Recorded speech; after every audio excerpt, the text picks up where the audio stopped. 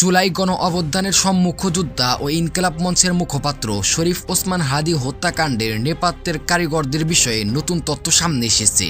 এই কিলিং মিশনের মূল পরিকল্পনা ও বাস্তবায়নের পিছনে শাহিন আহমেদ ওরফে শাহিন চেয়ারম্যানের নাম উঠে এসেছে গোয়েন্দা সংস্থার ভাষা অনুযায়ী। কিলিং মিশন বাস্তবায়নে অর্থ ও অস্ত্র দুটোর ব্যবস্থাপনাতেই তার সরাসরি ভূমিকা ছিল।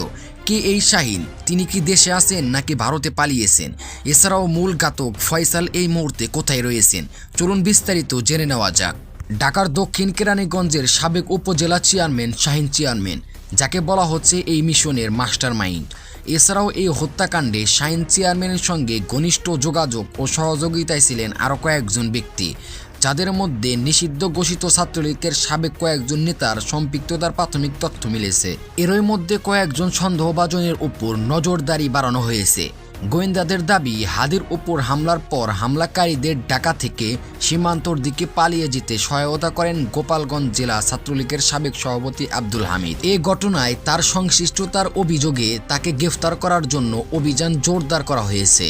তদন্তে পাওয়া তথ্য অনুযায়ী হামলার আগে ও পরে ঘাতকদের সঙ্গে তার একাধিকবার যোগাযোগ হয়েছিল। তদন্ত সংশ্লিষ্ট কর্মকর্তারা বলেছেন, জুলাই অভ্যুত্থানে শরীফ ওসমান হাদির সক্রিয় ভূমিকা এবং গত বছরের 5 আগস্টের পর তারা ধারাবাহিকতা, বক্তব্য ও রাজনৈতিক অবস্থান আওয়ামী লীগের চরমভাবে ক্ষুব্ধ করে তোলে। দলটির অন্তর্বর্তীর মূল্যায়নে হাদিকে বড় ঝুঁকি হিসেবে দেখা হচ্ছিল। সেই প্রেক্ষাপটেই তাকে লক্ষ্য করে পরিকল্পিতভাবে হত্যাকাণ্ডের ছক তৈরি করা হয়। আর এই ছক যিনি কষেছিলেন তিনি শাহিন আহমেদ, যিনি দীর্ঘদিন দক্ষিণ কেরানীগঞ্জ থানা আওয়ামী লীগের সভাপতি ছিলেন। স্থানীয়ভাবে একজন প্রভাবশালী নেতা হলেও আইন শৃঙ্খলা বাহিনীর নথিতে বহুদিন ধরেই তিনি সন্ত্রাসী ও অস্ত্রধারী হিসেবে পরিচিত ছিলেন।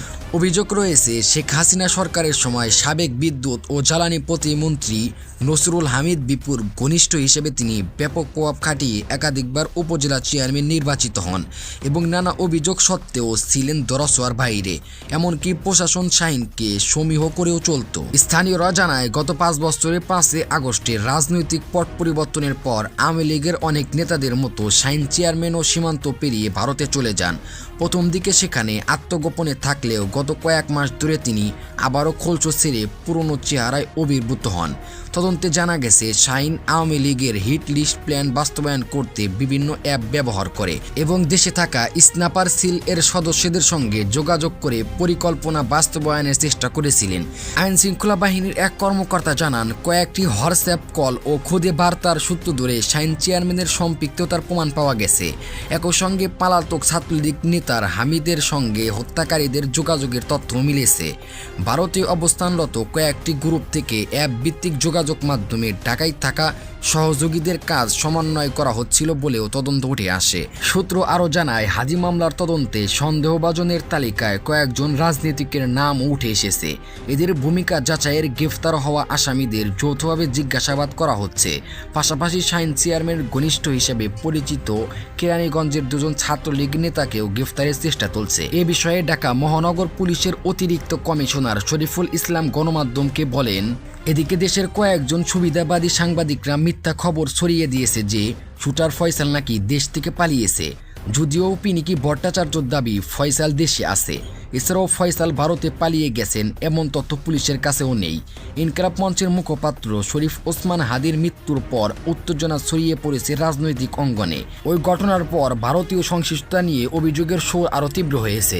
এর মধ্যে নতুন বিতর্ক সৃষ্টি করে বাংলাদেশ ভারতীয় হাই কমিশন বন্ধ করে দেওয়ার ঘোষণা দিয়েছে জাতীয় নাগরিক পার্টির মুখ্য সংগঠক সার্জিস আলম। সুপ্রিয় দর্শক, আপনার কি মনে হয়, ফয়সাল কি দেশে আছে নাকি পালিয়েছে? কমেন্ট বক্সে জানিয়ে দিন আপনার মতামত।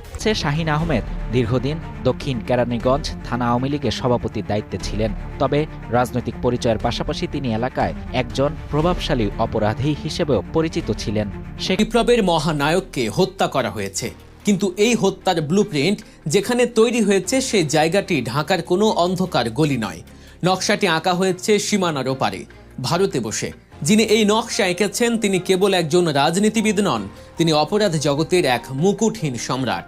গোয়েন্দাদের টেবিলে এখন যে ফাইলটি সবার উপরে, সেখানে উঠে এসেছে এক ভয়ঙ্কর মাফিয়া ডনের নাম, যে নাম শুনলে একসময় ঢাকার কেরানীগঞ্জের পুলিশও স্যালুট ঠুকত, যার ইশারা ছাড়া বুড়িগঙ্গার তীরে একটা নৌকাও ভিড়ত না।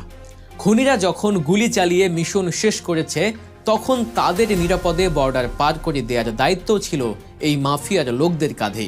কে এই নৈপথ্যের খলনায়ক? উঠে আসছে মাস্টার মাইন্ডের নাম। কিভাবে কোটি কোটি টাকা ঢেলে কিলার ভাড়া করা হলো, আর কিভাবে আইনশৃঙ্খলা বাহিনীর নাকের ডগা দিয়ে খুনিদের ভারতে পার করা হলো। শরীফ ওসমান হাদি, তাকে সরিয়ে দেয়া ছিল পতিত স্বৈরাচারের মিশন নাম্বার 1। কিন্তু এই মিশনের ট্রিগার যারা চেপেছে তারা দাবার গুটি মাত্র। আসল খেলোয়াড় ছিলেন পর্দার আড়ালে। গোয়েন্দা তদন্তে বেরিয়ে এসেছে সেই মাস্টার মাইন্ডের নাম শাহিন আহমেদ, যিনি শাহিন চেয়ারম্যান নামেই বেশি পরিচিত। ঢাকার কেরানীগঞ্জ উপজেলার এই সাবেক চেয়ারম্যান গত 5 আগস্টের পর থেকেই লাপাত্তা। সবাই ভেবেছিল তিনি হয়তো পালিয়ে বেঁচেছেন, কিন্তু না, তিনি পালিয়ে গিয়ে চুপ থাকেননি, বরং ভারতে বসেই তিনি পরিচালনা করেছেন এক নিখুঁত কিলিং মিশন। শাহিন চেয়ারম্যান নামটা শুধু একটি পদবি নয়, কেরানীগঞ্জের মানুষের কাছে এটি ছিল এক আতঙ্কের ব্র্যান্ড। শেখ হাসিনা সরকারের আমলে সাবেক বিদ্যুৎ ও জ্বালানি প্রতিমন্ত্রী নসরুল হামিদ বিপুর ডানহাত হিসেবে পরিচিত ছিলেন এই শাহিন।